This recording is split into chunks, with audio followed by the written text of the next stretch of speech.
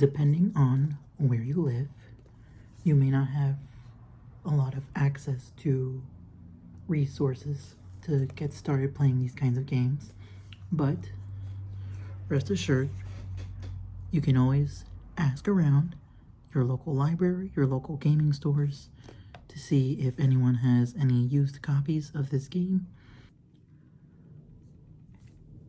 Everyone has an idea of what the hobby looks like, what Dungeons and Dragons looks like. This is what Dungeons and Dragons has looked like for the last 10 years. And it's a very good starting off point. But someone brand new is not going to want to read all of this before spending 2 hours playing pretend with their friends. So what I want to do is to kind of break it down and help people bring up those conversations with their friends or people that they're meeting in their lives and say, hey, are you interested in starting a game? The hobby has been around for over 50 years, but specifically Dungeons and Dragons is entering into its 50th anniversary this year. It is the big name of the hobby. It is the Pokemon of the hobby. And more people are hearing about this game, so you would think that there are more and more people who are willing to play it or try it out for the first time. Whether you've heard about it just watching pop culture, watching nerds on TV mention it. Stranger Things is heavily inspired by 80s Dungeons and Dragons.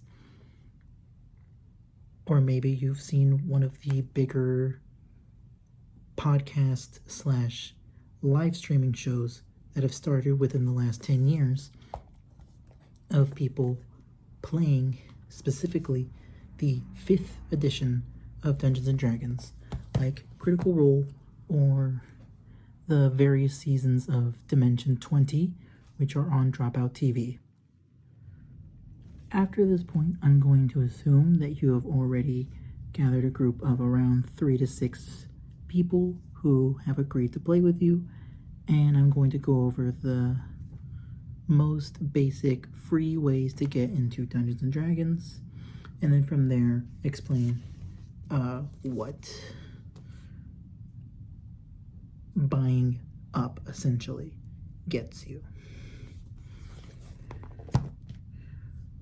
So there is official material out there from the company that owns Dungeons and Dragons. There is a website called DnD Beyond. I don't know if I'm going to be able to put a text here just yet, but if I do, it'll be like right here. D&D Beyond. If you log in, if you get a free account, if you create a free D&D Beyond account, you should have instant access to what they call the basic rules.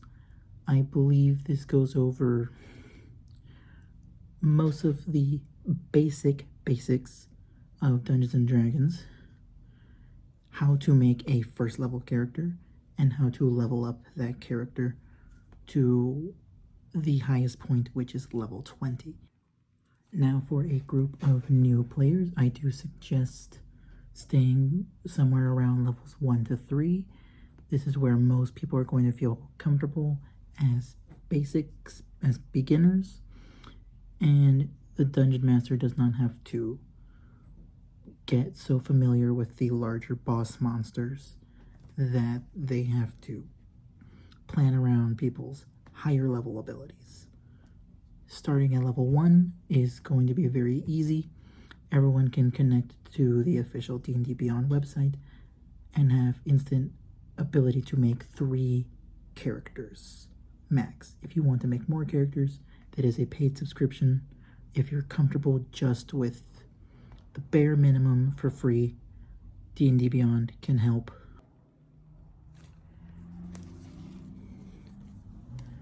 Having physical books helps a lot.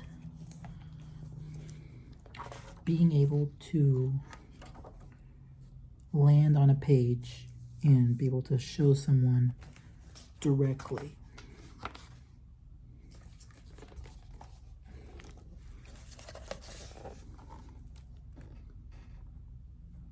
this is the rules we're going by. If you want to change something, or if something does not make sense, I'll point it out. Very, very easy to have that communication with your players when you're able to show them something physical that they can touch with their hands, which is why I think it's important to invest, if not in a new book, at least in a used copy of the very basic player's handbook. I do own a lot of Dungeons and Dragons books. I don't own all of them because that would be insane.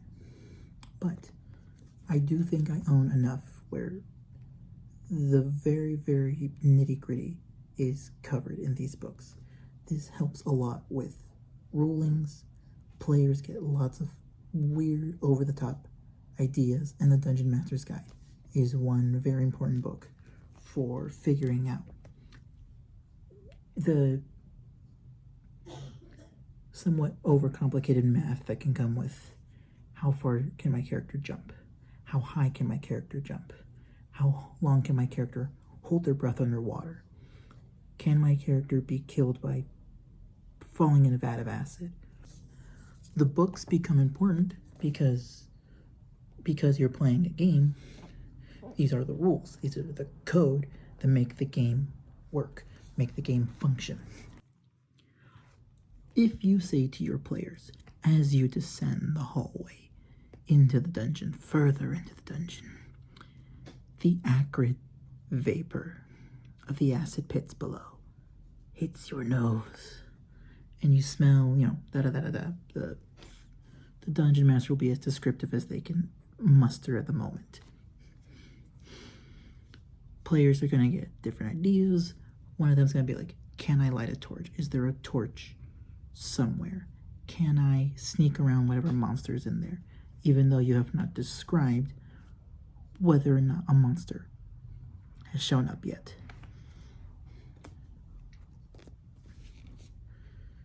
That's why the rules exist, so that you know how to referee your players, so you know how to more or less wrangle them into focusing on one task,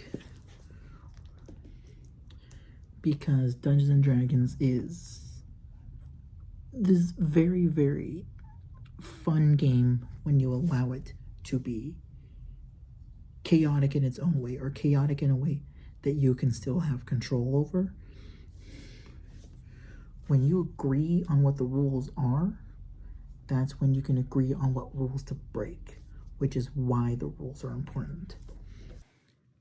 If a player rolls high enough on a 20-sided die to succeed on some sort of check, an athletics check or an acrobatics check, to jump over something, that's a very cool moment that makes that person feel like an action hero, or like, yeah, this is the reason I wanted to play the game. And then 5 minutes later, someone picks up the Dungeon Master's Guide, flips to page 200 and whatever, that was actually 200 on the dot, and says, that was not possible. The thing that your player character just did should not have been achievable. That can put a damper on the game. The rules are great to keep things within a structure. But if everyone at the table agrees that a rule is keeping you from having fun, you can change the rule to something everyone agrees, something that everyone can agree with, that seems fair, or just completely ignore the rule. The entire base game for Dungeons and Dragons comes in a 3-book set. I've been showing off the player's handbook, which is very much geared towards teaching the players how their class works or what features they get based on what race they chose for their character. So a lot of that is geared towards the role play aspect of Dungeons and Dragons. One very, very big part of the game. I have also been showing off the Dungeon Master's Guide. Lots of rules, lots of nitty-gritty things in there, talking about what does the main game world do, how do you achieve that, how do fairies work, how do shadow creatures work, how do creatures made of fire work, how do creatures made entirely out of air or water work, how do creatures from the outer, more obscure planes of existence work in Dungeons and Dragons. How can you integrate them into your world to inspire awe and weirdness within your players? Dungeons and Dragons' main bread and butter, the thing that, despite everything the game designers want you to believe, the main thing they do is combat. They want you to fight. They want you to fight monsters, goblins, bats, owlbears, dire wolves.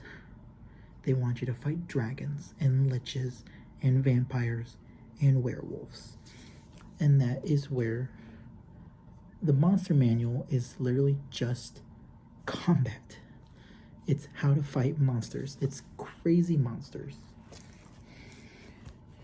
You have different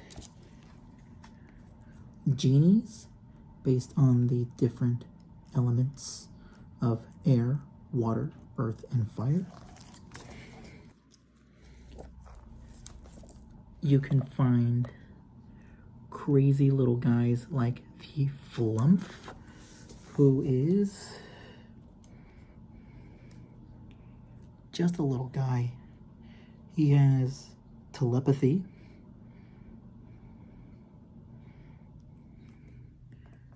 Why have I never used this? This is actually really cool.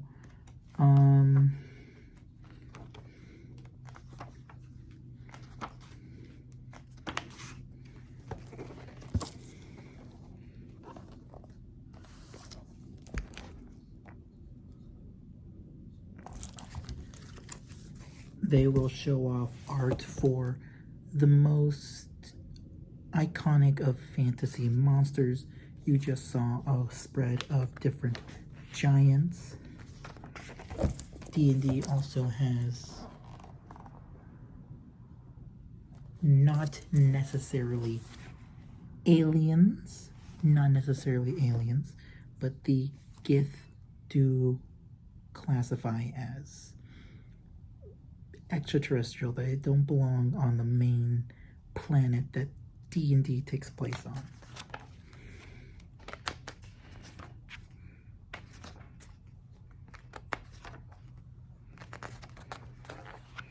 I'm trying to find one particular little guy here.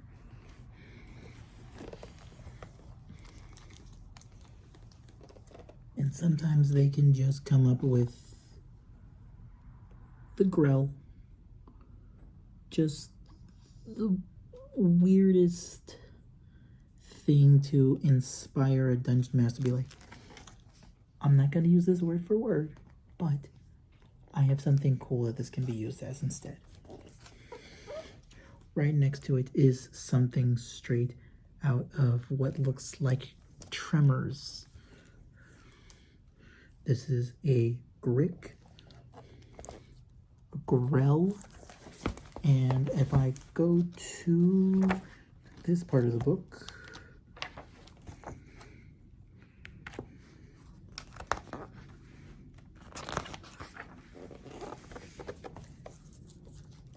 one of my favorite little guys here is the Purple Worm.